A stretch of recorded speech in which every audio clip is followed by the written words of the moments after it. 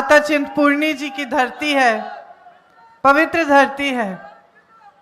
और मैं देख रही थी, आप सब बैठे हैं, मैं देख रही थी जब सारे नेता भाषण दे रहे थे कि आप कितने ध्यान से बातें सुन रहे हैं और कितने चुपचाप बैठे हैं। ये बहुत कम देखने को मिलता है पूरे देश में।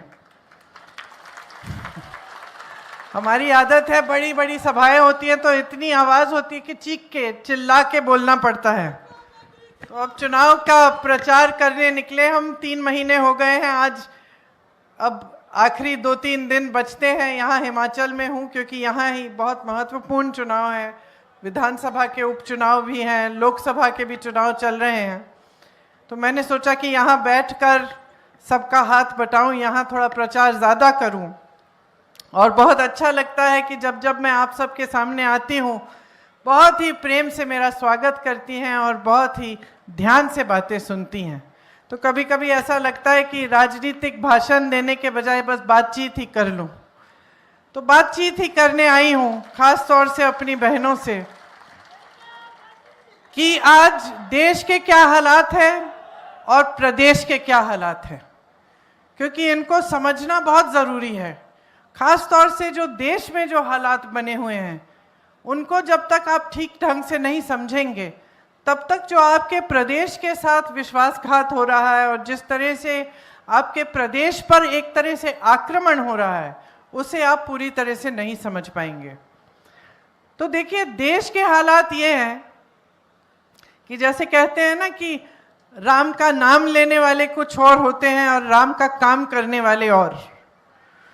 तो जो हमेशा ये नहीं है कि बहुत लोग भगवान का नाम लेते हैं, लेकिन भगवान का काम कौन करता है, ये समझने की बात है।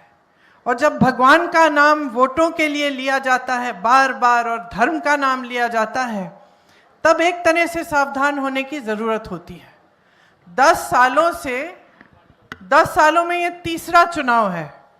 2 चुनाव निकल गए। दोनों चुनाव में, मैं केंद्र के चुनाव, लोकसभा के चुनाव की बात कर रही हूं, जिसमें आप प्रधानमंत्री को चुनते हैं और अपने लोकसभा के सांसद को चुनते हैं। आप देखें तो तीनों चुनाव में जो भी भाजपा का प्रचार रहा है, मोदी जी का प्रचार रहा है, वो सब धर्म के नाम पर ही रहा है। पहले चुनाव में भी यही रहा। जनता ने भरोसा दिया, आशाएं थी, उम्मीद थी जनता की कि एक अच्छी सरकार आएगी। मोदी जी में अपनी आस्था रखी और मोदी जी को जिताया। उस चुनाव को उन्होंने धर्म के आधार पर लड़ा था, वो जीते। चुनाव के प्रचार के समय कई वादे किए, कहा था कि किसानों की आय दुगनी हो जाएगी, कि 2 करोड़ रोजगार मिल जाएंगे, कि दुनिया में से सारा जो काला धन है वो वापस लाएंगे और आपके खातों में 15-15 लाख रुपए डालेंगे।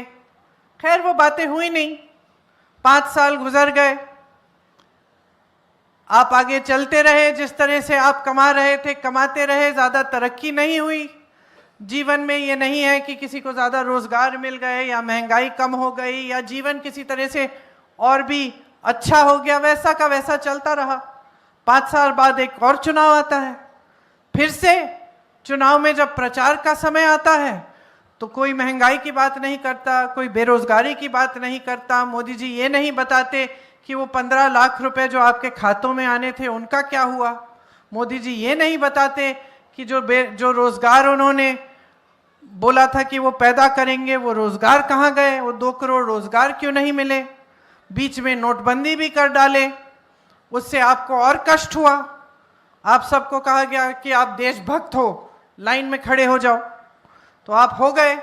मेरी बहनें यहाँ बैठी हैं, मुझे याद है मेरे बच्चों की एक ट्यूशन की टीचर थी और उन्होंने मुझे बताया था उस समय कि जब उन्होंने सब अपने सारे जो भी छोटे छोटे पैसे इकट्ठे किए थे वो ले गए बैंक और बदलवा दिए। घर आए, पता चला कि माता जी ने गद्दे के नीचे पैसे इकट्ठे करके रखे थे। 80 साल की माता जी, और बेचारी जब जब मौका मिलता था वो थोड़े थोड़े पैसे रख लेती थी अपने गद्दे के नीचे कि बच्चों को देंगे, पोते पोतियाँ आएंगे तो थोड़ा थोड़ा पकड़ा देंगे, कुछ खरीद लेंगे बच्चे अपने लिए।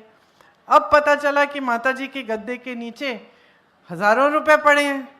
तो फिर उनसे मांगना, उनसे कहना, उनको समझाना कि अब ये अब चलेंगे नहीं, हमें इनको बदलना है, ये सब काम किए। और सब घर घर में ये हुआ, घर घर में ये कष्ट हुआ। और जितनी भी बहनों ने इकट्ठा किया था पैसा, वो उन्होंने बैंक में अपनी जिम्मेदारी से दिया। कोई काले धन नहीं वापस नहीं आया, कोई खाते में पैसे नहीं आए, कुछ नहीं हुआ। सिर्फ आप कतार में खड़े हो गए, जो आपकी छोटी मोटी बचत थी वो चली गई। फिर जीएसटी आई, तमाम जितने भी छोटे कारोबार हैं, जो भी अपना छोटा बिजनेस चलाता था, उसके लिए महासंकट कि किसमें कितना जीएसटी डालना है। किसानों के लिए संकट कि जो भी खेती के सामान है उन पे भी जीएसटी है, सब महंगा होने लग गया, महंगाई बढ़ती चली गई।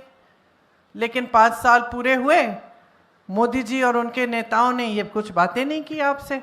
फिर से आए, फिर से धर्म की बातें, फिर से हिंदू मुसलमान ये वो ये सारी बांटने वाली बातें, फिर से वोट ले लिए आपसे, फिर आपने आशा जता दी इनमें, फिर से सत्ता में आ गए। तो अब आदत डल गई, आदत डल गई कि जो हम कहते हैं उस पर हमें अमल होने की कोई जरूरत नहीं है, जो जनता के काम है उन्हें करने की कोई जरूरत नहीं है। यहाँ के तो सांसद आते भी नहीं हैं, मोदी जी खुद वाराणसी नहीं जाते, जाते हैं तो बड़े उद्घाटन कर लेते हैं, लेकिन किसी के घर नहीं जाते, किसी के हालचाल नहीं पूछते, किसी के बीच आपके बीच घुल मिलकर ये समझने की कोशिश भी नहीं करते कि आपके जीवन कैसे चल रहे हैं, आप कैसे जी रहे हो इतनी महंगाई में, इतनी बेरोजगारी है, नौजवान क्या कर रहे हैं। उनको ये एहसास हो गया है कि जनता के सामने जब चुनाव के समय आएंगे, धर्म की बातें करेंगे, जनता वोट दे देगी, तो हमें कुछ काम करने की जरूरत नहीं है। तो ये एक नई तरह की राजनीति 10 सालों में हमारे पूरे देश में हावी हो गई है। मैं एक महिला के घर गई उत्तर प्रदेश में, कुछ नहीं था घर में, कुछ नहीं था, पानी नहीं था, बिजली नहीं थी, जो घर की तरफ जो सड़क जा रही थी वो सड़क भी टूटी फूटी थी, पता नहीं कब बनी थी, वो भी खड़िंजे की, पक्की सड़क भी नहीं थी। बच्चे उधर ही खेल रहे थे, बीच दिन में, हफ्ते के शायद मंडे ट्यूसडे होगा। मैंने कहा स्कूल नहीं जाते? कहती नहीं, स्कूल चल ही नहीं रहा है, यहाँ पे बहुत दूर है, मैं भेजती नहीं हूँ। तो मैंने कहा पानी नहीं आता, बिजली 1-2 घंटे आती है। तो ये सब सुना, मैंने कहा कमाई कैसे करती हो? कहती है ये चूड़ियों का काम है दीदी, थोड़ा बहुत मैं कर लेती हूँ, इसी से जो भी कमा लेती हूँ और बच्चों को खिला लेती हूँ। तो मैंने कहा अच्छा, तुम्हें मालूम है चुनाव आ रहा है? कही हाँ। तो मैंने कहा वोट किसको दोगी? तो ऐसे थोड़ी सी शर्मिंदा होके बोली कि विधायक को दूंगी। विधायक भाजपा के थे। तो मैंने कहा लेकिन आपके यहाँ काम तो विधायक जी ने किया नहीं है। तो कहती है हाँ दीदी, काम तो नहीं किया। तो मैंने कहा आते जाते हैं? अभी आए थे चुनाव के लिए। तो मैंने कहा बाकी समय नहीं आते? नहीं आते। वोट क्यों दे रही हो? कहती है धर्म के नाम पे। दीदी ये लोग तो आके हमसे प्रार्थना करवाए, शपथ करवा दिए, हम वोट दे देंगे, भगवान के नाम शपथ ली है। तो मैंने बिठा के समझाया कि बहन, इतनी बड़ी जिम्मेदारी है ये वोट, इससे भविष्य बनने वाला है। 5 सालों के लिए जो विधायक आएगा, उस समय विधानसभा का चुनाव था, वहाँ जो विधायक आएगा वो तय करेगा कि आपका स्कूल कैसा बन रहा है, कि सड़क कैसी बन रही है, पानी आ रहा है, बिजली आ रही है, वो तय करेगा। उसको आपने आदत दे दी है कि वो आएगा, धर्म की बात करेगा, भगवान राम के नाम पर शपथ दिलवा देगा आपसे और आप उसको वोट दे देंगी। तो काम करना ही बंद कर दिया है। तो ये तो आपकी जिम्मेदारी होती है ना कि उससे काम कराओ। तो समझी, सोचा, कहने लगी दीदी ठीक कह रही हो, अगली बार मैं ऐसे वोट नहीं दूंगी। लेकिन मैं कह रही हूं कि पूरे देश भर में हमने आदत बिगाड़ दी है नेताओं की, खास तौर से जो भाजपा के नेता हैं। जैसे यहाँ आपके सांसद हैं, आपको दिखते हैं तो बड़े बड़े क्रिकेट के मैचों में दिखते हैं, या बड़े बड़े मंचों पे दिखते हैं, या महलों में सेठों के साथ दिखते हैं। और मोदी जी की वही हालत है। मोदी जी को आप देखते हैं, एक बाल इधर से उधर नहीं होता, साफ सुथरा कुर्ता, बड़े बड़े मंचों पे प्रधानमंत्रियों के साथ, राष्ट्रपतियों के साथ, कभी अमेरिका जा रहे हैं, कभी जापान जा रहे हैं। आपके यहाँ नहीं आए जब आपदा हुई? इतनी बड़ी आपदा हुई, हमारी सरकार नई नई बनी थी, मुझे याद है। और एक दिन नहीं, 2 दिन नहीं, हफ्तों के लिए चली। कहीं कोई पहाड़ गिर रहा है, कहीं नदी में सब कुछ बह रहा है, सड़कें टूट रही हैं, घर टूट रहे हैं, लोगों के परिवार बिछड़ गए, लोग गुजर गए उसी बह के पानी में बह के, या किसी के ऊपर पहाड़ गिर गया। मुझे याद है एक परिवार था शिमला में, पूरा परिवार मंदिर गया था उस दिन सुबह, बच्चे भी चले गए दादाजी दादी जी के साथ, कोई वापस ही नहीं आया। पूरा पहाड़ टूट के 2 सेकंड में मंदिर के ऊपर गिर गया, सब चूर चूर हो गया। इतना विनाश हुआ, इतना दुख हुआ, इतना संकट हुआ, और भाजपा के नेता आए तक नहीं।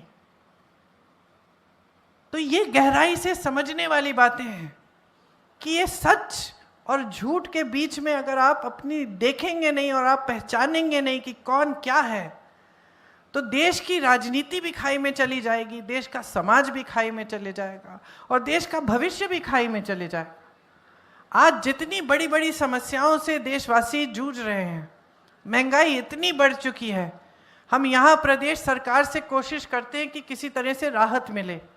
ये जो 1500 रुपये महिलाओं के खाते में डालने की बात जो है, कर्नाटका में हमारी सरकार है, हमने वहाँ पे महिलाओं के लिए बस की यात्राएं फ्री कर दी। हम हर तरफ से, जैसे सुक्कू जी ने कहा, दूध के लिए MSP देते हैं, हर चीज़ हम कोशिश करते हैं कि हर तरह से आपको बचाएं जो देश में महंगाई है उससे, लेकिन फिर भी पूरी तरह से नहीं बचा सकते। आज अगर 1200 का सिलेंडर है तो हम बहुत कम कर सकते हैं इसको कम करने के लिए, क्योंकि कुछ चीज़ें केंद्र से तय होती हैं, इनकी नीतियों से तय होती हैं, और ज़्यादातर जहां महंगाई की बात है, बेरोजगारी की बात है, ये केंद्र के मसले हैं। और आज स्थिति ये है कि अगर कोई त्योहार है घर में, या परिवार में कुछ, मान लीजिए किसी की शादी है और आपको तैयारी करनी है, तो आपको घबराहट होती है कि पैसे कहाँ से आएंगे। पूरा परिवार कमा रहा हो, 2-2, 3-3 परिवार के सदस्य अगर नौकरी कर रहे हैं, कहीं काम कर रहे हैं, या कोई दिहाड़ी पे भी कर रहा हो, मजदूरी कर रहा हो, फिर भी पूरा नहीं हो रहा है, फिर भी आपकी कमाई पूरी नहीं हो रही है, क्योंकि महंगाई इतनी बढ़ गई है। और आज आप जब बच्चे बड़े होते हैं, तो एक ज़माना होता था बच्चे बड़े हो जाते थे सीधे खेती में करा देते थे काम, या कहीं मजदूरी करा देते थे। अब वो ज़माना नहीं है, और ख़ास तौर से यहाँ हिमाचल में तो कई कुछ समय से नहीं रहा है। अब तो सब अपने बच्चों को शिक्षित करते हैं, गरीब से गरीब परिवार हो, दूर दराज इलाके में हो, सबसे पहले वो चाहेंगे कि हमारा बच्चा अच्छी तरह से पढ़े लिखे। प्राइवेट में भेज सकते हैं तो प्राइवेट में भेज देंगे, ट्यूशन करा देंगे, कहीं से कर्ज लेकर बड़ी परीक्षा के लिए भी ट्यूशन का इंतज़ाम कर लेंगे, क्योंकि सब चाहते हैं कि बच्चे शिक्षित हो जाएं, बच्चों को रोज़गार मिले और फिर भविष्य बन जाए। हम भी सुरक्षित रहेंगे, हमारे बच्चे भी सुरक्षित रहेंगे।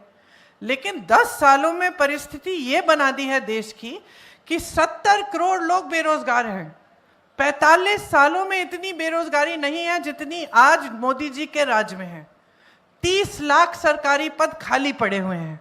आप बच्चों को शिक्षित भी करें, कर्ज लेकर बेशक उनको बड़े बड़े इंस्टीट्यूशंस में पढ़ा भी दें, फिर भी रोजगार नहीं मिल रहा है।